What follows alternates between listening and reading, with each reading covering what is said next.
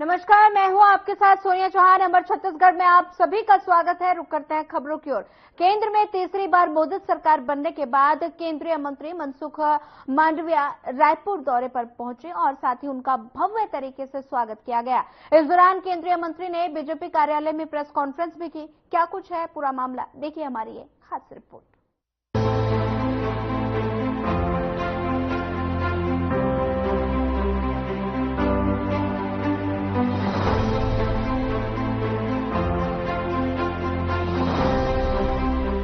केंद्रीय मंत्री मनसुख मंडाविया रायपुर पहुंचे, जहां बीजेपी प्रदेश अध्यक्ष किरण देव के नेतृत्व में मंत्रियों, विधायकों और कार्यकर्ताओं ने उनका भव्य स्वागत किया।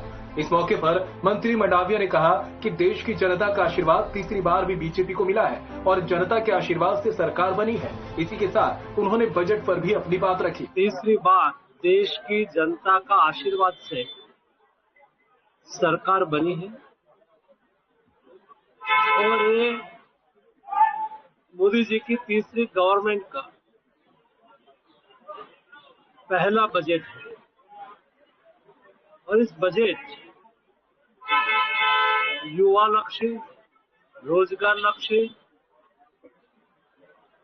मध्यम वर्ग को सहारा देने वाला और एमएसएमई को प्रोत्साहित करके देश की आर्थिक गतिविधि को बढ़ाने वाला। इसके बाद मनसुख मांडविया रायपुर स्थित बीजेपी प्रदेश कार्यालय पहुंचे, जहां उन्होंने प्रेस कॉन्फ्रेंस की, जिसमें उन्होंने पीएम मोदी के विजन की बात की और बताया कि पीएम आजादी के 100 वर्षों के समय का विजन लेकर चल रहे हैं। चुनाव के दरमियान आज सब लोगों को मिलने का मुझे अवसर मिलता था। कई लोगों का चेहरा मेरे परिचित है, जो शाम को मैं जब वॉकिंग करता था तो मेरे साथ जुड़ जाते थे, बात करते थे। उनके बाद आज आप सबको मिलने का अवसर भी हुआ है और मोदी गवर्नमेंट में यानी कि मोदी 3.0 में ये पहला बजट कैसा है, उसको किस तरह से विश्लेषण कर सकते हैं और मोदी जी की कुल मिला के उसकी सोच है, ये इस बजट में प्रतिबिंबित होती है। मोदी जी कभी टोकन में नहीं सोचते थे, मोदी जी हमेशा टोटल में सोचते हैं।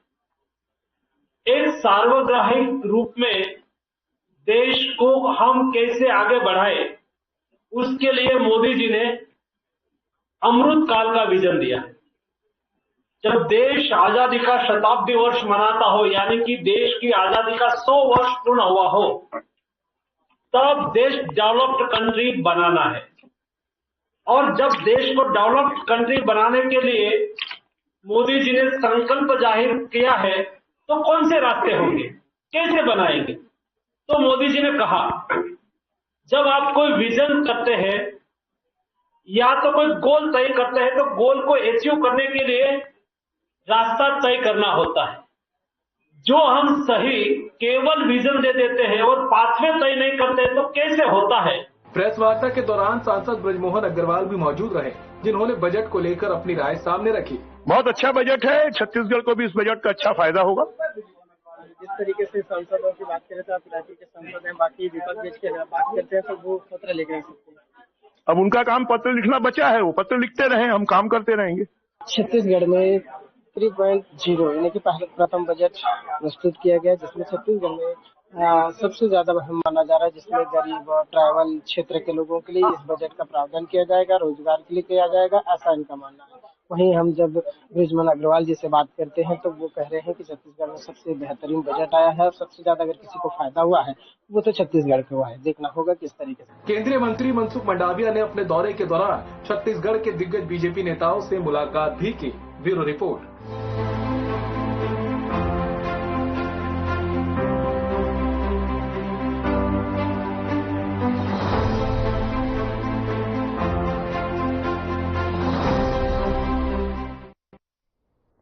चलिए चलिए बढ़ते हैं अगले खबर की ओर। कांग्रेस की एक महत्वपूर्ण पत्रकार वार्ता आज राजीव भवन में आयोजित की गई।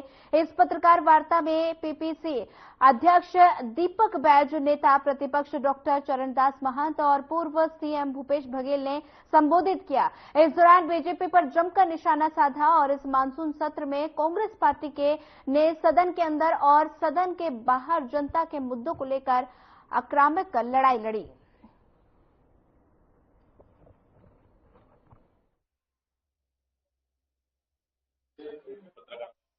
हमारे बीच में विधानसभा के हमारे विधायक दल के नेता माननीय चरणदास महंत जी और विशेष रूप से उपस्थित हमारे बीच में पूर्व मुख्यमंत्री माननीय भूपेश बघेल जी, सुशीलानंद शुक्ला जी और तमाम हमारे स्पोक्स पर्सन और हमारे सीनियर नेता, पीसीसी के पदाधिकारी, पूर्व विधायक साथीगण और सभी हमारे आदरणीय पत्रकार साथीगण। आदरणीय साथियों, इस मानसून सत्र में कांग्रेस पार्टी सदन के अंदर और सदन के बाहर जनता के मुद्दों को लेकर आक्रामकता से लड़ाई लड़ी है। मैं आपके बीच में सदन के बाहर की बातें रखूंगा, बाकी सदन के अंदर बात हमारे लीडर ऑफ अपोजिशन माननीय महंत जी और हमारे पूर्व मुख्यमंत्री भूपेश बघेल जी। आदरणीय साथियों, पिछले 5 दिनों में सदन से लेकर सड़क तक हमने जनता की लड़ाई लड़ा। बिगड़ती कानून व्यवस्था से डरी सहमी जनता के भीतर हमारी लड़ाई से भरोसा पैदा हुआ है। हमने बता दिया कि छत्तीसगढ़ में जनता के हकों की रक्षा के लिए कांग्रेस एक मजबूत विपक्ष के रूप में है। जिस तरह से पूरे प्रदेश में लगातार बिगड़ते कानून व्यवस्था को लेकर, लचर कानून व्यवस्था को लेकर लगातार लूट, हत्या, डकैती, चोरी, अपहरण, चैन स्नैचिंग, लगातार खुलेआम गोलीबारी, चाकूबाजी, इन घटनाओं को लेकर कांग्रेस पार्टी ने 24 जुलाई को विधानसभा घेराव का आह्वान किया था और इस घेराव में पूरे प्रदेश से लगभग सभी हमारे कार्यकर्ता साथीगण 5000 से अधिक गाड़ियों में राजधानी रायपुर के लिए निकले और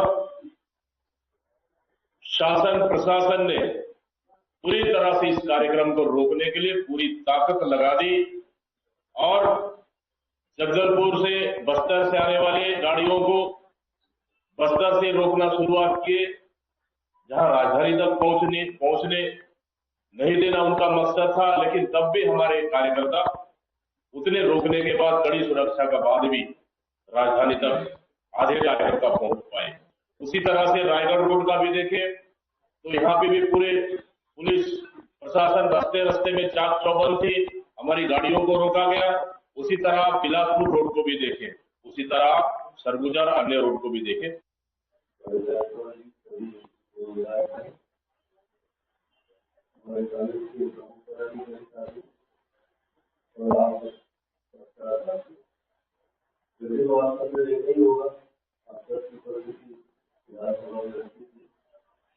इस बार छोटा हमारे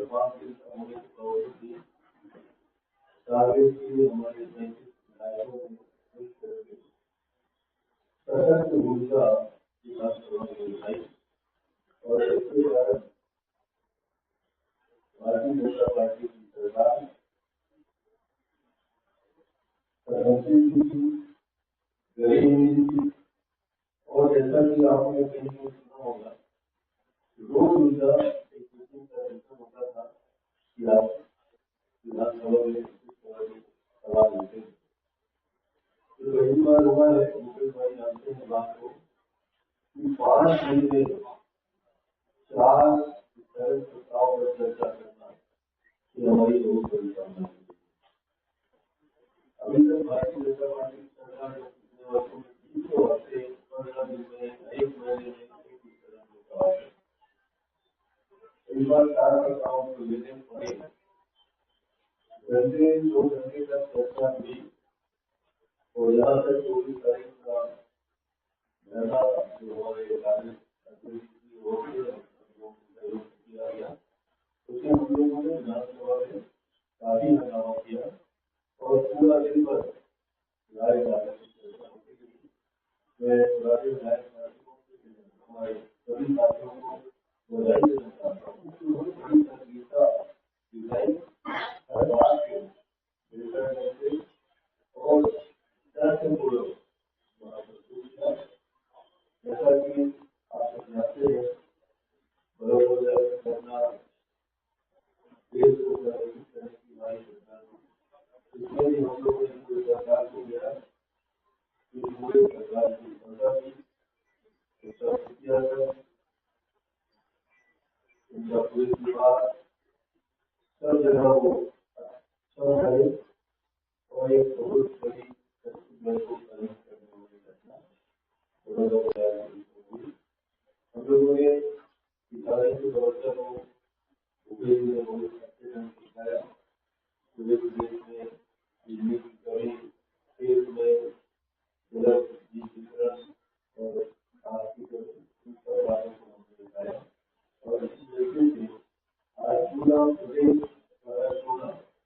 जो मलेरिया और डायरिया के कारण परेशान है, उसका भी हम लोगों के राष्ट्रीय हिंदुस्तान में 2000 की घटना को लेकर बहुत विपक्ष पूरा आक्रामक तरीके से उसे विधानसभा में रखा और भारतीय जनता पार्टी सरकार ने उसे 24 तारीख को विधानसभा का घेराव हुआ। विधानसभा के घेराव में पूरे प्रदेश भर से बस्तर से लेकर सरगुजा तक सब साथी आए थे, आम जनता भी आए थे। जबरदस्त उपस्थिति रही है हजारों के तादाद में और विधानसभा घेराव करने निकले तो हमारे बहुत सारे साथी घायल हुए। पुलिस ने मारा भी, पीटा भी, पटका भी, उसके बावजूद भी पीछे हटे नहीं। आदरणीय साथियों, 7 महीने में भारतीय जनता पार्टी की सरकार विफल साबित की। राज्य में भ्रष्टाचार और प्रशासन का दौर हावी हो चुका है। विष्णुदेव साय की सरकार रिमोट कंट्रोल सरकार है। सुशासन की बात को छोड़िए, सरकार है भी कि नहीं इसका पता नहीं चल रहा है और चल रहा है तो रिमोट से चल रहा है। आज इसके कारण से 7 महीने में ही रेत माफिया, भू माफिया, गांजा तस्कर, ड्रग तस्कर, मानव तस्कर, गौ तस्कर, सबका बोलबाला पूरे प्रदेश में दिखाई दे रहा है। और स्थिति ये है कि रायपुर राजधानी में 4-4 बार गोलियां चली, भिलाई में गोलियां चली, रायगढ़ के लोग जाके दूसरे प्रदेश में गोली चला रहे हैं। इस प्रकार से अब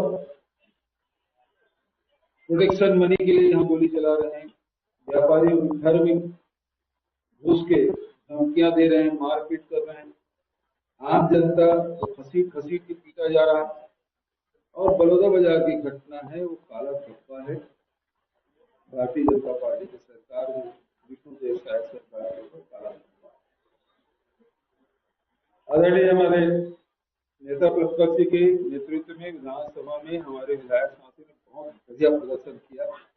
जनता से जुड़े हुए सारे मुद्दे, चाहे वो किसान का मुद्दा हो, चाहे बिजली का मुद्दा हो, चाहे खाद बीज नकली दवाई का मुद्दा हो, चाहे वो बिगड़ते कानून व्यवस्था का मामला हो, चाहे उल्टी, दस्त और मलेरिया से लोगों की मौत और उसके संक्रमण का फैलाव, ये मुद्दा हो।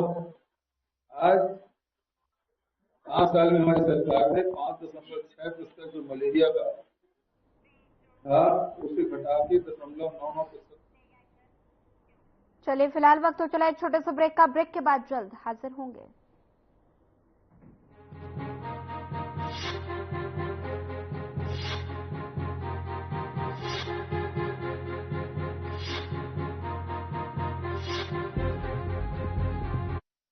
बस्तर, जिसे पूरी दुनिया अब तक नक्सलवाद और हिंसा के नाम से जानती थी, वो बस्तर अब विकास, विश्वास और सुरक्षा बलों की शौर्य कथाओं से पहचानी जा रही है।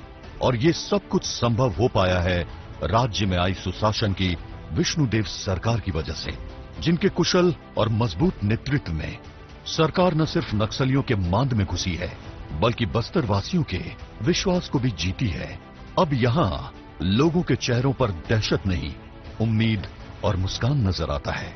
गृह मंत्री के मार्गदर्शन में DRG, Bastar fighters, STF, cobra, राज्य पुलिस और सीआरपीएफ के संयुक्त प्रयास से दिसंबर से मई माह के बीच 73 मुठभेड़ में 95 नक्सलियों को मार गिराया गया है। वहीं 360 नक्सली गिरफ्तार हुए हैं। शासन की योजनाओं से प्रभावित होकर 288 नक्सलियों ने आत्मसमर्पण कर मुख्य धारा में लौटने की प्रतिबद्धता जताई है। ये शासन की जन कल्याणकारी योजनाओं का ही असर है कि नक्सली अब समाज की मुख्य धारा में शामिल हो रहे हैं। बात यहीं पर खत्म नहीं होती। माओवादी घटनाओं के कुशल और सटीक जांच के लिए राज्य अन्वेषण एजेंसी एसआईए का गठन किया गया है। वहीं फंडिंग और सप्लाई को रोकने प्रकरणों को एनआई को सौंपा जा रहा है। शासन की नियत नेल्लानार योजना के तहत नवीन कैंपों के पास 5 गांव का चयन कर शासन की जन कल्याणकारी और विकास कार्यों को मूर्त रूप दिया जा रहा है, जिसमें आवास, अस्पताल, पानी, बिजली की सुविधा, सड़क, पुल जैसे कार्य शामिल हैं। बस्तर में अब भय और आतंक का नहीं, बल्कि विकास, सुशासन और सुरक्षा का माहौल है। बदली है धरती, बदला है आसमान। सुशासन के इस दौर में बस्तर को मिल रही है नई पहचान।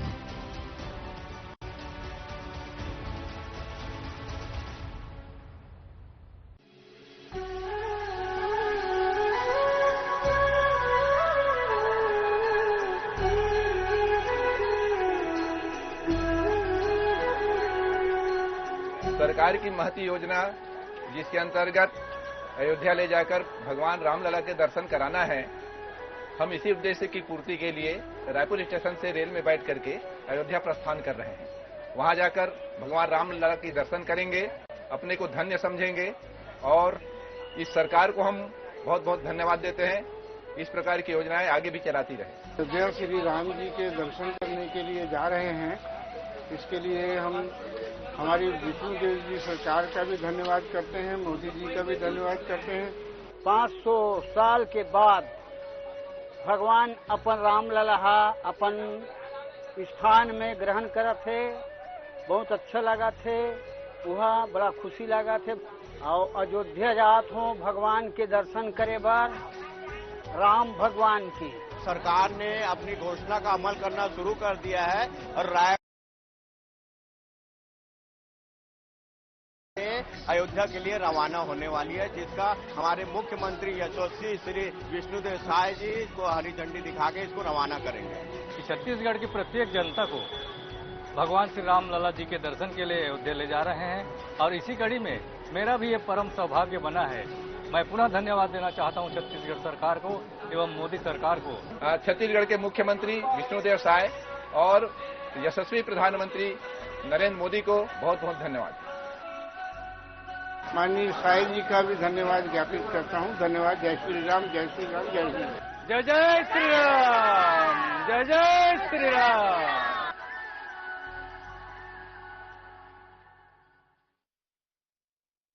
निराशा और उदासी की लकीरें मिट चुकी हैं। भ्रष्टाचार और माफिया राज की तस्वीरें मिट चुकी हैं। छत्तीसगढ़ बढ़ चला है विकास और समृद्धि के एक सुनहरे सफर पर।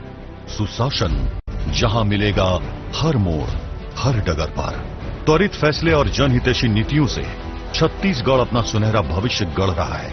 5 महीने के अल्प समय में ही मुख्यमंत्री श्री विष्णुदेव साय के नेतृत्व में राज्य सरकार के साहसिक और त्वरित निर्णय ने गारंटी पूरी होने की मोदी की गारंटी पर अपना मुहर लगाया है, जिनमें प्रमुख है 25 दिसंबर सुशासन दिवस के दिन 13 लाख किसानों को धान के बकाया बोनस 3,716 करोड़ रुपए का किया गया भुगतान। किसानों को मजबूत करने के उद्देश्य से राज्य में कृषक उन्नति योजना की शुरुआत, जिसके तहत राज्य के किसानों से 3100 रुपए में प्रति क्विंटल के हिसाब से 144.92 लाख मीट्रिक टन धान खरीदी का रिकॉर्ड कायम हुआ। प्रधानमंत्री आवास योजना के अब तक रुके हुए 18 लाख मकानों के निर्माण का फैसला किया गया, जिसके लिए बजट में 8,369 करोड़ का प्रावधान किया गया। तेंदुपत्ता संग्राहकों का पारिश्रमिक 4,400 से बढ़ाकर 5,500। राज्य की महिलाओं को महतारी वंदन योजना की सौगात। प्रदेश के नागरिकों को निशुल्क अयोध्या राम मंदिर का दर्शन कराने श्री रामलला दर्शन योजना की शुरुआत। पीएससी परीक्षा घोटाले की जांच सीबीआई से कराने का ऐतिहासिक निर्णय। पुलिस समेत सभी शासकीय भर्तियों में 5 साल आयु सीमा की छूट। ऐसे कई फैसले हैं जिनसे सुनहरे भविष्य की न सिर्फ उम्मीद जगी है, बल्कि समृद्ध और विकसित छत्तीसगढ़ का एक सशक्त मार्ग तैयार हुआ है। मोदी की गारंटी और विष्णु का सुशासन, विकास और प्रगति की यात्रा से जुड़ने तैयार है प्रदेश के जन जन।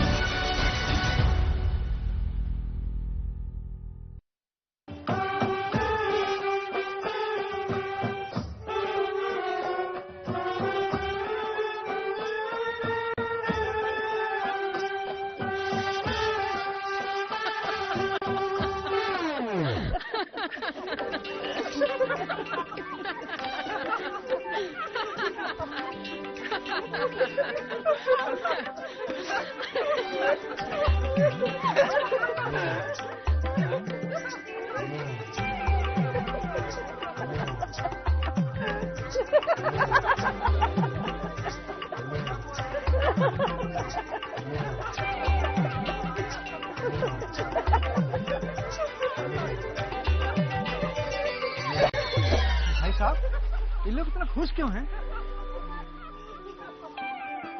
कितने दिन बाद आ रहे हो छत्तीसगढ़? यही करीब 6 महीने बाद। तभी तो भैया रोने के दिन गए। अब सरकार अब हर विवाहित महिला को महीने के 1,000 यानी साल के 12,000 रुपए दे रही है महतारी बंधन योजना के तहत। तो खुश होने की बात है ना।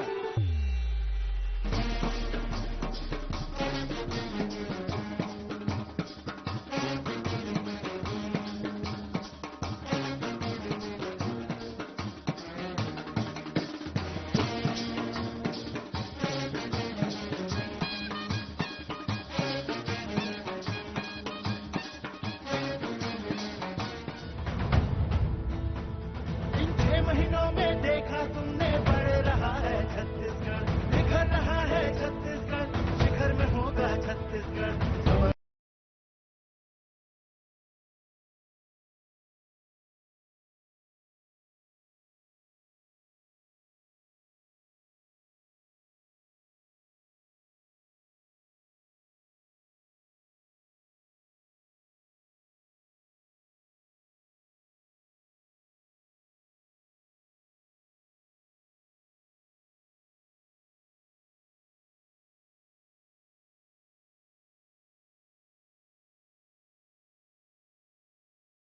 तीन की मौत।